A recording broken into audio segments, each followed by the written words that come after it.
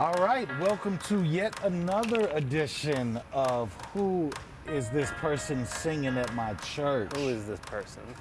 So we got Kelley here. I know you guys have seen him jumping around on stage with the guitar. A little bit, yeah. You've seen him singing, you've seen him playing the drums, you've seen him as a backup singer. I think he DJs, he films most of what we do, and I think he's preaching next week. A little bit, yeah. So, a little bit. Thank you. So, how did you get involved in the worship? I got involved. It's more of like a friend through a friend thing. So my wife runs a Team World Vision team. And my wife does all the marathon running. Okay. So she's the crazy one of the family. But Ricky, who's involved in Newsong here, they know each other. They have their own text message group too. So it's like there's a whole level of friendship that I'm not even involved in. So half the time she's just sitting at home, I'm like, what are you laughing at? She's like, oh, Ricky and Dave are being so funny right now. And I'm like, okay, well, you guys just do whatever you want. So Ricky knew that I played, and so by proxy, I guess he just finally got around and was like, you want to come play or something like that? I don't know how it happened. Nice. It's just, I feel like I got the request through my wife. Okay. So that's, that's my manager at this point, I guess. But do you do it other places, or is this? I do. I play at my church. I got like a band that I'm playing with too as well. So I stay active enough. Like, what church? So I'm based out of Westchester Nazarene.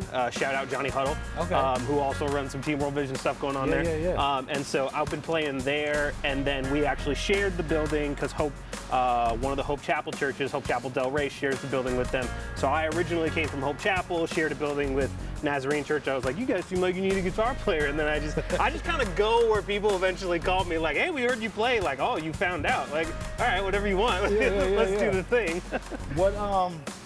What's the name of your band? The name of my band is Oleo. It's a three-piece funk rock pop trio. Okay. Yeah. It's very like Police, like early Police. Nice. We don't do a lot of yelling at each other necessarily. We all get along pretty well, but that's kind of the vibe of it. And I play bass in that band actually. Oh yeah. Yeah. Wow. Because they already had every other spot filled. So. So where you from? Where'd you come up? So I grew up in Culver City, born and raised. That's where my parents raised me. But I live in Inglewood, and then I've spent a ton of time in like the South Bay area, in PV. I got friends everywhere. Like I grew up. I was just explaining to somebody the other day. I was like, I've grown up in LA, but I've driven around LA and like how big LA is. So from Malibu to PV like doesn't feel weird to me. But when I tell other people, they're like, that's like an hour and a half drive. Like, yeah, that's just what we do here. Like are you not used to that by now? Like, no, I know. So everywhere feels relatively local to me, but I'm a Culver City boy. I went to private school not far from here, actually. Really? Yeah. Well, we're glad to have you back. It's shameless plug time. You got any music out or anything that people can look up or? So I tend to be, a lot of people obviously see me leading worship here, and I play with a lot of conviction in everything that I do and stuff like that. I got a band that I do, but I'm more of like the silent, the strong silent type. So even when I found out I was going to be interviewed, I was like, oh, this is terrible. I have to tell people about myself. Good. Why am I doing this? So honestly, like not a ton of like shameful plugs. I kind of just sign up for whatever anybody's got going on. I do a little bit of like personal production on the side. I've worked with a couple singer-songwriters and I produce some songs for them because I like spending time like in the studio and doing a lot of recording. But no, man, I'm not really like on the socials in that way, like at all. Like I don't really have. You either get a hold of my wife or Ricky. Those are my managers at this point. Well, Ricky's my manager too. See, there you go. And probably your wife. I don't know. Like Ricky's got. I don't know what he's making in terms of compensation. That whole Team World Vision, that's a whole nother level. It really is. Of people that anyway. I know. Yeah. But I'm really glad you stopped and let people know because you definitely put on memorable performances. I'll tell you that much. Okay, good. I think that's good, right? I think I told you the first time you performed, I was like, yeah, he was cool, and then the last time I was like, wait a minute, that dude.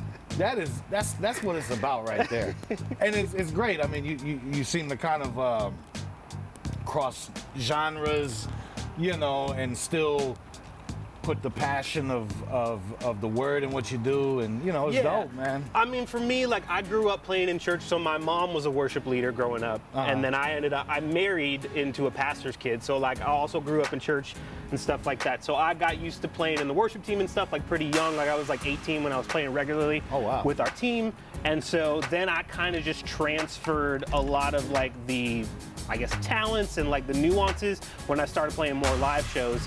And for me, like musically, like the biggest thing is conviction. Like, and I learned it in church. I would say that I learned it in church because you're playing all these songs and it's great to play in a band, but you're singing like, these are important words, these are relevant things that like we're talking about, and singing like, we shouldn't sing any of this flippantly. So for me, like conviction plays such a big part. So when I go out and play like whatever gig is going on, like I enjoy music. Like I came to have a good time, and I've toured across country and stuff like that, and I'm like, I could be playing to 500 people or 5 people. Like if I look bored, then like trust me, other people are bored. That's, like man. you gotta just look like, man, just mean what you're doing up there. And so I've learned to sort of navigate the waters of being able to know how to do that in like a bar setting and then like at a church setting. You know, and to have that conviction about what you're doing and to know that we're having like a communal experience. But I learned so much of that just from playing at church in the first place. Man, that's dope. Well, thank you. I think you definitely let people know who you are. I think you gave us some good advice.